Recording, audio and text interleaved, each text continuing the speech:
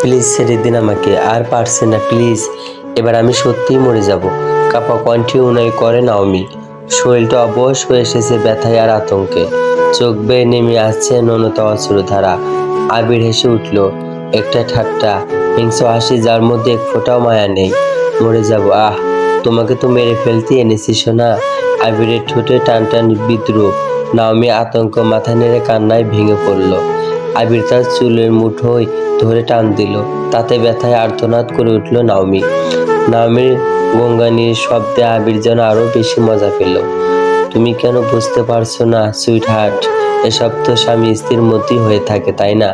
বিয়ে করে স্বামীর সাথে তো এসব করা খুব শখ ছিল, মিষ্টি মিষ্টি স্বপ্ন দেখছিলে, আমি তোমার সেই শখটাই পূরণ করে দিছি বিয়ের আগেই। ঠান্ডা গলায় ফিসফিস করে বলল আবির। নাওমি কাঁপতে কাঁপতে মাথা নাড়াচ্ছিল বারবার, কিন্তু আবিরের চোখে একটা উদ্নাস আনন্দের ঝিলিক। চিৎকার করো সুইট হার্ট, যত জোরে পারো চিৎকার করো, কেউ তোমাকে বাঁচাতে আসবে না। কানে মুখ নিয়ে বলল আবির, গলায় একটা ভয়াবহ চিকনতার মিশে আছে তার। হঠাৎ করে নাওমির মুখের ওপর একটা থাপ্পড় বসিয়ে দিল এমন জোরে যে সে দিক হারিয়ে ফেলল মুহূর্তেই।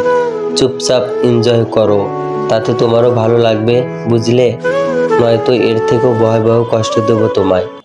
আবিরের কণ্ঠ ছিল ঠান্ডা হুমকি আর পাগলামির জাজ। এই বলো নাওমির ঠোঁট জোড়া দখলে নিয়ে নিল আবির। ঘুবলে ঘুবলে খেলো নাওমির শরীরটা। কষ্টে ছটফট করতে লাগলো নাওমি, কিন্তু আবিরের সেদিকে খেয়াল নেই। ও তো নাওমির কষ্টে মজা পাচ্ছে। এত বেশি কষ্ট সহ্য করতে পারলো না নাওমি, জ্ঞান হারিয়ে ফেললো। তাতেও থেমে থাকলো না আবির। আরও কয়েক দফা অত্যাচার চালিয়ে তবেই ক্লান্ত দিলক্ষণ অন্ধকারে একটা স্যাঁতসেঁত কক্ষ। বাতাসে পচা রক্ত আর ঘামের গন্ধ। দেওয়ালে ছিটকে থাকা লাল রক্তের দাগ এখনো স্পষ্ট। এখানে এর আগেও আরো কারো আর্তনাদ গুমরে মিশে গেছে, কারো চিৎকার আর আর্তনাদের ইসলাম ছাপ এখনো যেন বাতাসে ভাসছে। ঘরে একটা কাঠের পুরনো চেয়ার, সেখানে দড়ি দিয়ে শক্ত করে বাঁধা রিফাত নামের একটা ছেলে। চোখ কালো কাপড় দিয়ে বাঁধা, শরীর ঘাম আর আতঙ্কে ভিজে একাকার। তার ঠোঁট ফেটে রক্ত ঝরছে, চোখ দুটো ভয়ে ছানা ভরা। তার সামনে দাঁড়িয়ে থাকা লোকটা একদম অচেনা একজন মানুষ। চোখের সামনে ধারালো একটা ছুরি ঘুরাতে ঘুরাতে লোকটা নরম স্বরে ফিসফিস করলো, মানুষের রক্ত দিয়ে কখনো গোসল করেছো রিফাত? ভয়ে শ্বাস বন্ধ হয়ে এলো রিফাতের। থরথর করে কাঁপছে পুরো শরীর, কথা বের হলো না তার মুখ থেকে। রিফাত কাঁপতে কাঁপতে মাথা নাড়ালো। একটা কান্না ভেজা গঙ্গানি বেরিয়ে এলো তার ঠোঁটের ফাঁক দিয়ে। দয়া করে ছেড়ে দিন আমায়, কি ক্ষতি করেছি আপনার? কেন এমন করছেন কেন আমার সাথে? আপনাকেও তো চিনি না আমি। রিফাত কাঁপতে কাঁপতে বলল। তার গলা ভাঙা ভাঙা, আর কোনো কথা বলার সুযোগই পেল না। একটা চরম মুখে এসে পড়ল, কাল ফেটে রক্ত ঝরল। সামনে থাকা লোকটি নিচু গলায় গর্জে উঠল, মুখ বন্ধ রাখ, না হলে এখানেই ছিপ কেটে ফেলবো। রিফাত শিউরে উঠল, চোখ বাঁধা থাকলেও টের পাচ্ছিল পাশ থেকে ছুরি ঘষার ধাতব শব্দ। লোকটা আবার ফিসফিস করে উঠল, কানে কানে শীতল অথচ হিংস্র স্বরে, আমার সাথে হিসেব চুকাতে এসেছো? চেনো না আমায়? যারা আমার সাথে পথে বাধা দেয় তাদের চিনে রাখার দরকার হয় না আমাকে, আমি চিনলেই হবে। রিফাত দম বন্ধ হয়ে আসা গলায় বলল, প্লিজ যা চান নিয়ে নিন, আমাকে যেতে দিন। লোকটা এবার মাথা নিচু করে ফিসফিস করে উঠল, আমি কিছু চাই না, আমি তোমাকেই চাই। তোমার ভয়, তোমার কান্না, তোমার আর্তনাদ সব আমার, সব। তারপর লোকটা হঠাৎ চিৎকার করে উঠল, কথা বল, করেছিস কখনো রক্ত দিয়ে গোসল? রিফাত আর কোনো উত্তর দিল না। হঠাৎ করে রিফাতের কাঁধের উপর ছুরি ফল ঢেকিয়ে টেনে দিল একটা চির। রক্ত গড়িয়ে পড়ল জামার ভিতর দিয়ে। কষ্টে গুমড়ে উঠল রিফাত, গলা দিয়ে আর কোনো শব্দ বেরোলো না। লোকটা হঠাৎই রিফাতের মুখের ওপর থুতু ছিটিয়ে দিল। কি অবাক হয়েছে ভাবছো? কেন তোমার সাথে এমন করছি আমি? জানাবে? জানবে? খুব তাড়াতাড়ি জানতে পারবে। তার আগে দেখো এখন আমি তোমার শরীর দিয়ে কি কি খেলি। ছুরিটা হাতে নিয়ে হঠাৎই উদ্যান হেসে উঠল সে। এরপর এক ঝটকায় রিফাতের গাল বরাবর একটা দাগ টেনে দিল। রক্ত ছিটকে পড়ল মেঝেতে। লোকটা হাঁটু গেড়ে রিফাতের মুখের সামনে এসে দাঁড়ালো, হাত দিয়ে রিফাতের মুখ মুছে দিল। তারপর সেই হাত চেটে খেলো, যেন রক্ত তার জন্য খাবারের মতো প্রিয় কিছু। আজ তোমার শরীর দিয়ে, তোমার রক্ত দিয়ে গোসল করব আমি নিজ হাতে, বলেই মুখের সামনে রক্তের ফোঁটা নিয়ে গভীর তৃপ্তিতে চেটে ফুটে নিল সে, যেন কোনো সুস্বাদু খাবার খাচ্ছে। রিফাত প্রাণপণে ছটফট করলো, বাঁধন টেনে ছিঁড়তে চাইল, কিন্তু শক্ত করে বাধা দড়ি যেন অদৃশ্য শিকলের মতো আটকে রেখেছে তাকে।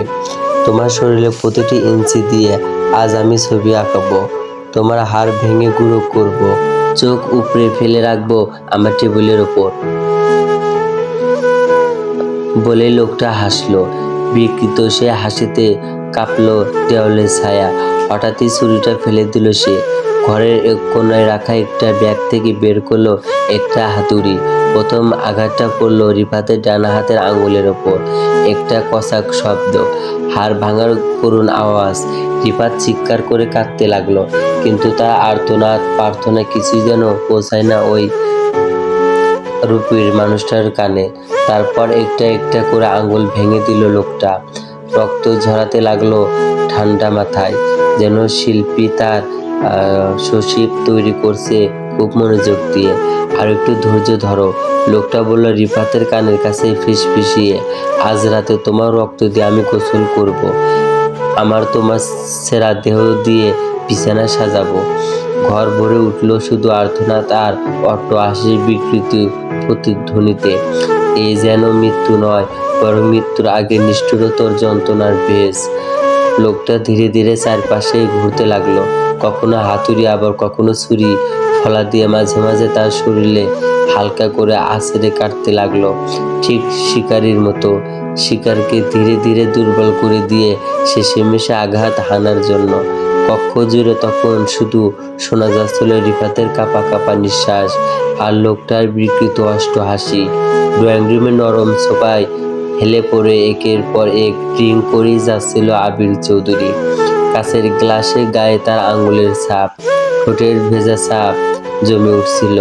মাথার মধ্যে কখনো ঘুরপাক খাচ্ছিল নাওমির অসহায় মুখটা।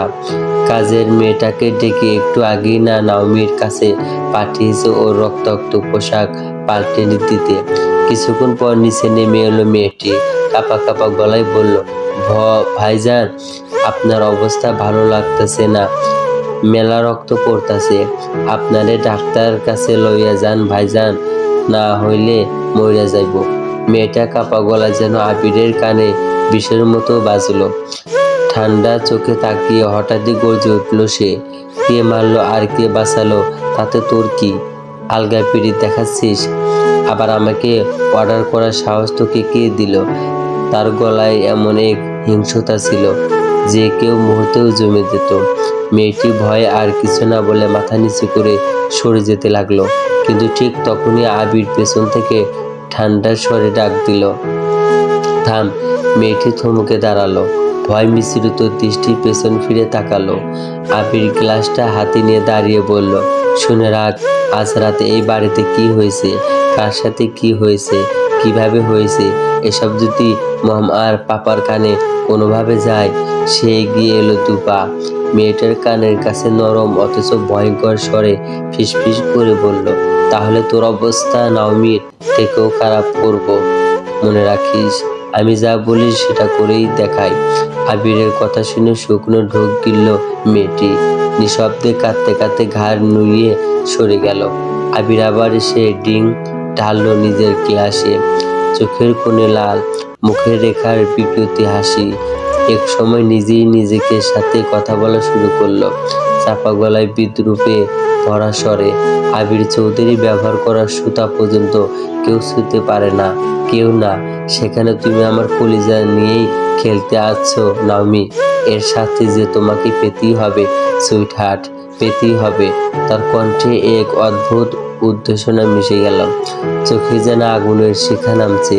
সে সোফায় পাশে পড়ে থাকা এক বোতল তুলে নিল, চোখে উদ্দাত ঝিলিক, নিজের ছায়াকে দেখিয়ে ঠাট্টা গলায় বলল, আবির চৌধুরী যা চায় তা নিজে করে নেয়, আর যদি না পায় ছিঁড়িয়ে নেয়। একা একাই বিড়বিড় করতে করতে নিজের ঘরে গিয়ে দাঁড়িয়ে পড়ে আয়নার সামনে।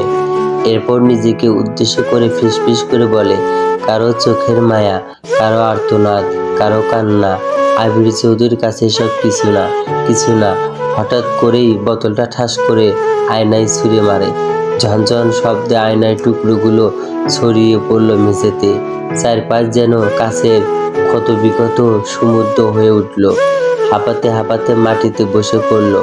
হাতের কাছে টুকরো দিয়ে নিজের হাত কেটে রক্ত বের করে বলল, আমি তোমাকে ভালোবাসি নাওমি, খুব ভালোবাসি। তোমার দেহে লিখিয়ে দেব নাওমি আমার নাম, যাতে করে সবসময় মনে থাকে আমাকে তোমার। অন্য পুরুষকে নিয়ে ভাবার আগে যেন আমাকে মনে পড়ে। আমার নামের ব্যথা তোমাকে পোড়াবে নাওমি, তুমি পুড়বে। তোমার প্রতিটি শ্বাস প্রশ্বাসে থাকবে আমার ছাপ, তুমি চাইলেও বা না চাইলেও। পালানোর চেষ্টা করো না নাওমি, আমার ভালোবাসা থেকে কেউ কখনো পালাতে পারেনি। তারপর মাথা পেছনে ফেলে হঠাৎ করে বিকট এক অট্ট হাসিতে ফেটে পড়ল সে। হাসিতে যেন পাগলামির ছায়া নেমে এলো পুরো ঘর জুড়ে। চলবে।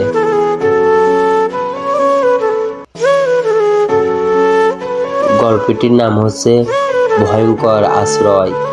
লেখিকা সিমি চৌধুরী, সূচনা পর্ব।